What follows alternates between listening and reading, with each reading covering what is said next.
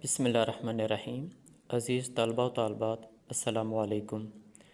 امید ہے کہ آپ خیریت سے ہوں گے۔ آج ہمارا اسلامیات کا ٹاپک تیسرے باب کا ہے اور عنوان ہے مساوات، اور پیج نمبر ہے 52۔ بیٹا، مساوات کا معنی ہے برابری، اور حضور نبی اکرم صلی اللہ علیہ وسلم نے اپنے قول و عمل سے مساوات کا، برابری کا درس دیا۔ اور آپ صلی اللہ علیہ وسلم کے نزدیک کوئی امیر ہے، غریب ہے، کوئی بادشاہ ہے، فقیر ہے، کوئی آقا ہے، غلام ہے، وہ سارے کے سارے وہ برابر تھے، اور ان میں کسی قسم کی کوئی تفریق نہیں تھی، کوئی فرق نہیں تھا۔ تو آپ صلی اللہ علیہ وسلم نے جو ذات پات کا فرق ہے، رنگ و نسل کا فرق ہے، ان سب کو اپنی سیرت کے ذریعے، اپنے اسوہ حسنہ کے ذریعے ختم فرما دیا۔ آپ صلی اللہ علیہ وسلم کے نزدیک حضرت سلمان فارسی رضی اللہ تعالیٰ عنہ، بلال حبشی رضی اللہ تعالیٰ عنہ، صہیب رومی رضی اللہ تعالیٰ عنہ، وہ سارے کے سارے عرب کے بڑے بڑے سرداروں کے ساتھ برابر تھے، اور ان کو وہی عزت ملتی تھی جو کہ بڑے سرداروں کو یا جو بڑے صحابہ کرام ہیں ان کو عزت ملتی تھی۔ یہ بیٹا شارٹ کویسچن بھی آ سکتا ہے کہ 3 غیر عرب صحابہ کرام کے نام لکھیں، تو اس کو آپ نے ذہن نشین کر لینا ہے مختصر سوال کے طور پہ، اور یہ یاد رکھیں کہ یہ نام سلمان ہے، سلیمان نہیں ہے، تو یہ آپ نے ذہن میں رکھنا ہے۔ اس کے بعد مساوات کے حوالے سے اگر ہم دیکھتے ہیں تو وہ جگہ جہاں پہ ہم عبادت کرتے ہیں، نماز پڑھتے ہیں، مسجد، تو وہ مساوات کی ایک عملی تربیت گاہ ہے، ٹھیک ہے؟ کیونکہ نماز کے لیے مسجد میں جاتے ہیں تو سارے کے سارے مسلمان وہاں پہ ایک ہی صف میں کھڑے ہوتے ہیں، اور وہاں پہ ایک آپ کہہ لیں کہ برابری نظر آتی ہے، اور نماز مساوات کا ایک بہترین مظہر ہے۔ اس حوالے سے ایک شعر بھی ہے: ایک ہی صف میں کھڑے ہو گئے محمود و ایاز، نہ کوئی بندہ رہا نہ کوئی بندہ نواز۔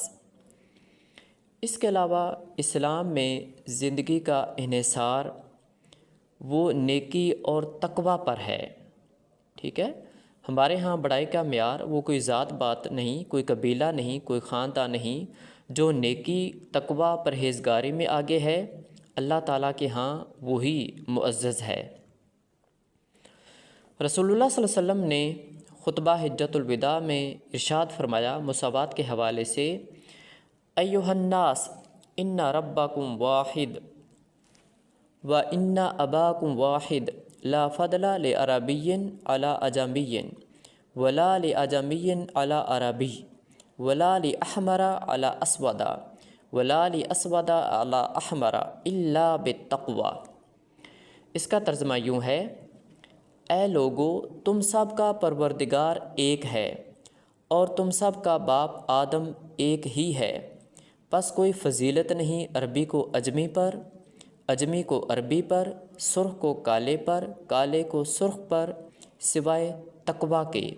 تو اسلام میں فضیلت کا معیار تقوی ہے، پرہیزگاری ہے، کوئی اور دوسری وجہ نہیں ہے۔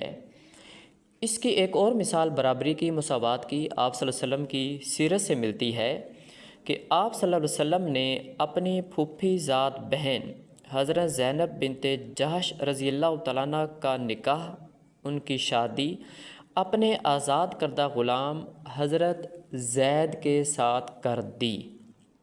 یہ شارٹ کویسچن بھی ہو سکتا ہے، آبجیکٹو بھی ہو سکتا ہے، تو اس کو آپ نے یاد رکھنا ہے۔